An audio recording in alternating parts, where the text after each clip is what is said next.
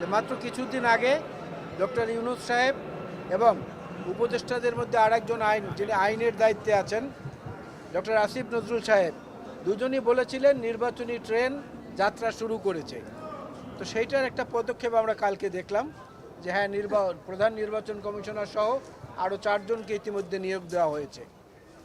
আর একটা জিনিস যেটা আপনারা উল্লেখ করেছেন, দেশনেত্রী বেগম খালেদা জিয়া বাংলাদেশের জনগণের হৃদয়ে অধিষ্ঠিত একজন নেত্রী।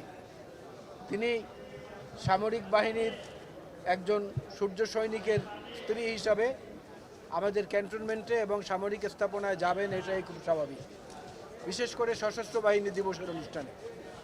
তবে তার যে প্রতিক্রিয়া এবং তার যে অভিব্যক্তি আমরা দেখেছি, তাতে মনে হচ্ছে বহু বছর পর কোনো পাখিকে শিকল বেঁধে পায়ে শিকল বেঁধে রাখা হয়েছিল, সেই পাখিটাকে জীবনে ছেড়ে দেওয়া হয়েছে, এমন অনুভূতিটা ওনার মধ্যে আমরা দেখতে পেয়েছি।